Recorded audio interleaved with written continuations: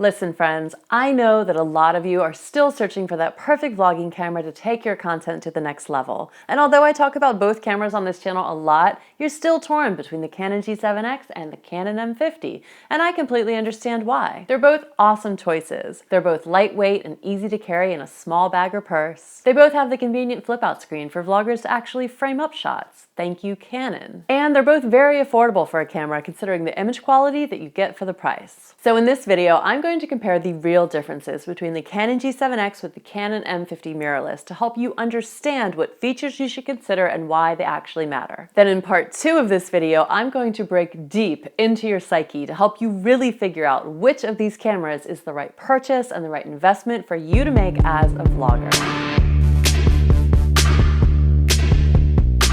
Welcome friends, I'm Alicia and this is AMATV, where I publish travel videos and provide video production instruction so you can level up your travel vlogging skills.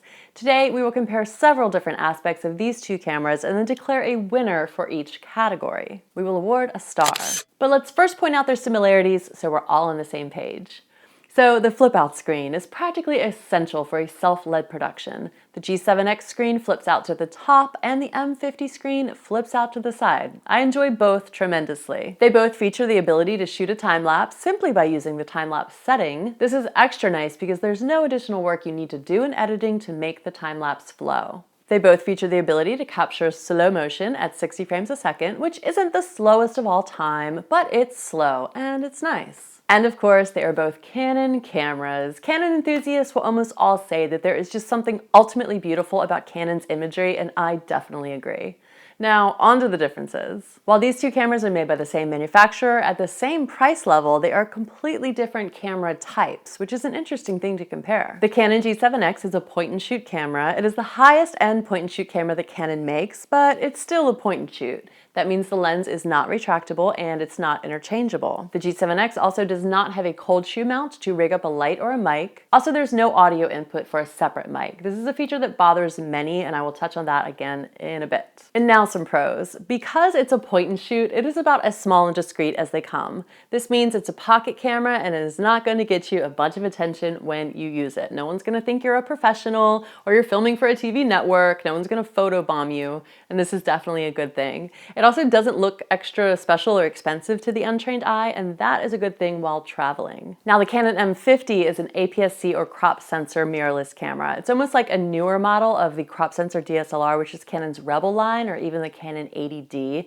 It's not that this camera is better than the 80D, it's just that the mirrorless technology is newer. Not having a mirror also makes the camera smaller and more lightweight than a DSLR, so just think of it like a mini DSLR. And of course, you can change lenses, and they even make a handful of mini lenses to help keep this camera system small. You can also mount the Canon DSLR lenses, which you may already own, which I personally love to do. And I can't really choose a winner for this category since it's really an apples to oranges comparison. It's important to note that the Canon M50 is a new-ish camera. It was announced in April of 2018, and while it may not be the camera of the future, it's the latest and greatest that Canon has made in this particular crop sensor mirrorless line. So the G7X Mark II, on the other hand, was announced back in February 2016, and it was built upon its predecessor, the original G7X, which was also an awesome camera. So it's pretty much dated at this point, but it's important to know that there will be a G7X Mark III coming out very soon, we hope. You can sit right here in the waiting room with me if you're waiting for that one. If you're watching this video sometime in the later portion of 2019 or later, then the G7X Mark III is likely already here, and when I do make some videos about it, I will link to them here in the video description as well. Now, as we discuss cost, you will want to check the links I have in the video description to verify the prices for everything since they are always changing. But the G7X Mark II right now is currently $649 for the body and the lens because it's all one piece. You may need some extra batteries or a hand grip, but pretty much for the most part at this price you are good to go. The Canon M50 on the other hand is currently $649 for the kit.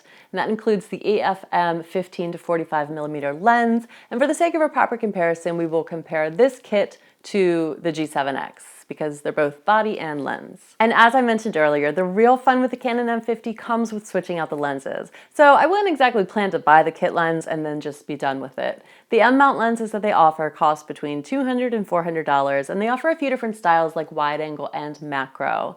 Or if you want to pair this camera with any existing EF or EF mount lens, you just need an adapter. The The one I use is about $50 and it works great. So while the price of these two cameras may be exactly the same for now, you're more likely to want to incur extra costs with the M50, making the G7X system a little bit cheaper overall. And by the way, as you may already know, I always link to every single piece of gear I talk about in the video description and in the blog post that accompanies this video at ama.tv. I greatly appreciate it if you use these affiliate links to shop on Amazon because it costs you nothing extra and it helps to support the channel by allowing me to buy new gear to demo to you. I also always love to answer questions that you have about the stuff that you buy, so let me know in the comments below if you have any additional questions. I answer every comment on this channel, especially the ones about video gear. Okay, I'll just go ahead and say that the G7X excels in low light conditions. There are two things that affect low light: the size of the sensor and the aperture of the lens. That's how much light can come into the lens and hit the sensor. So the G7X has a 1-inch camera sensor, which is way larger than most point-and-shoot cameras. It also has a very large 1.8 aperture lens, which is what actually makes this camera so awesome. In comparison, the M50 has a larger sensor, of course, because these larger cameras always do. However, the largest aperture on the kit lens is only a 3.5. So this is going to let in less light than the 1.8 aperture. Now here is where the considerations get really tricky, and I don't think I've ever seen anyone on YouTube fully explore this, and I know because I did a lot of research before I bought the M50. So if the M50 has a larger sensor, but the G7X has a larger aperture, which one actually performs better in low light conditions? Well, it is the G7X, as you can see. And I know it's easy to think, well, we'll just put a 1.8 aperture lens on the M50 to get the same effect. And that does work, but you'll have to use a prime lens, which is a fixed focal length, so no zoom, or a very long lens, so it's super zoomed in, or generally just a very expensive lens. Unfortunately, there's no regular run around and vlog your day lens with a 1.8 aperture and a zoom that is anywhere near cost effective to the G7X. Now that doesn't mean that the M50 doesn't perform well in low light or can't be used in 90% of situations. It definitely can. It's just that the G7X kind of kills it in low light, always. Now that the G7X has won a few categories, it's important to shine a light on the fact that when you do have the option to change lenses, your ability to create interesting shots skyrockets, and that is a big deal. If you're looking for a super close-up macro shot or a super wide angle shot with lots of landscape behind you when you're vlogging, then that will come from a really cool lens. If you're looking for some really serious bokeh, that, awesome background blurry circles, then that will come from your lens. One of my favorite lens pairings on the M50 is this super fun fixed 50mm 1.8 aperture lens, which I use for cinematic B-roll shots. I just made a video that is literally a visual tribute to this lens, explaining more about it and how to create shots exactly like this. This is all done on the M50, so check that video out if you'd like to learn and see more. Now, while we're talking lenses, but moving on to controls, one thing we have to talk about is the zoom, specifically how you zoom. On the G7X, it's this little trigger that you operate with your pointer finger. You just kind of wait for the lens to slowly telescope out. It's kind of annoying in my opinion, and you really don't want to use footage at any point of this mechanical zoom coming out. Some people think you shouldn't use footage of any zooming action, but I really enjoy the quick twist of a lens, a real lens, to get that in-your-face video style. It's also just really fun, and it gives you that nice feel of really working with a lens. Also, if you're originally a DSLR lover, then you'll know that those big chunky buttons and dials are kind of adored by users. Of course, they do nothing to decrease the camera's size or weight, but using tactile controls like that sometimes just feels so much more authentic than changing everything on a touchscreen. That being said, I thought I would really miss the chunkiness of the DSLR controls when I switched to the M50, but I'm finding that the M50 controls are just enough to feel great in my hands and still be somewhat small. I think it's worth the downsize. Autofocus, always a topic. Now, I've never had much issue with the Canon G7X autofocus, but I know that some people do. One solution I had for it, I presented it in my recent video about the settings for the Canon G7X. So I lead you through a solution where you program your face in for better recognition for face focus. That should help keep your face in focus and not drift over to somebody else's. And while I do think the G7X autofocus is good, the M50 has Canon's dual pixel CMOS autofocus, which is really, really amazing. It's what they use in their much higher end cameras, and it is well loved by industry pros.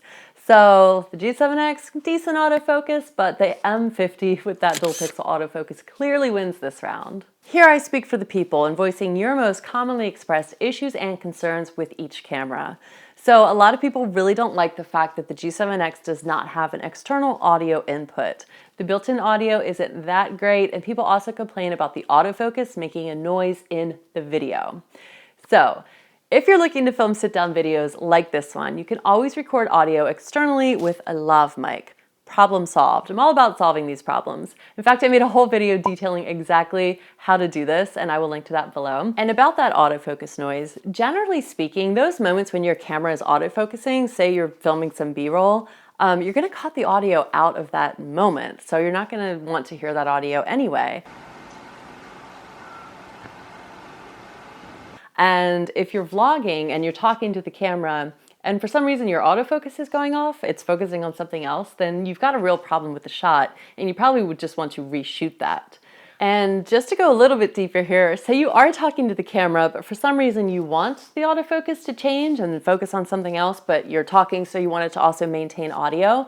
There might be a little focus noise in the lens, but I mean, I would just consider it a part of production, especially in a vlog. Things are gonna get, a little crazy sometimes. So I definitely wouldn't want that to be the reason you don't buy the camera. It's kind of just a natural part of the lens. But in contrast, the M50 does have an external audio input, so you can hook up a mic on top and do away with a lot of those little annoying noises. 4K. Of course, everybody wants cameras to have 4K these days, and the G7X Mark II does not shoot 4K.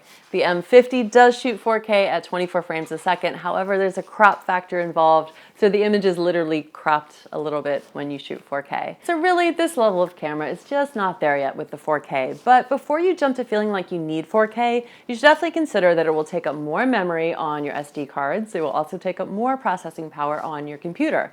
So it might even take up more processing power than your computer can handle. So now you need a new computer and an expensive 4K camera.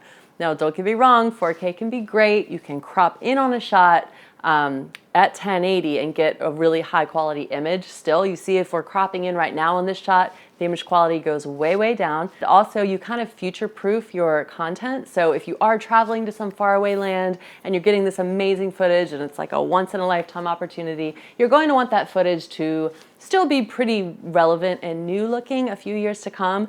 So it's good for that. But if you're doing these things, you can always look into the full frame cameras that Canon and Sony makes.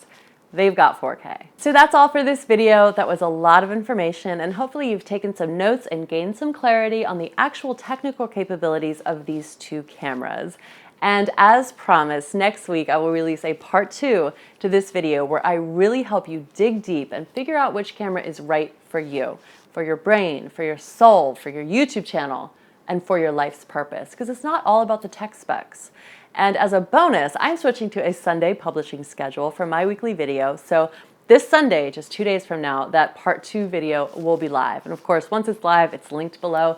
So you can probably already check it out now. So if you're not yet subscribed to AMA TV, go ahead and do that now if you like these sorts of videos, and also hit the notification bell so you know as soon as that part 2 video is released. I'm Alicia, and I will see you all again very soon. Bye.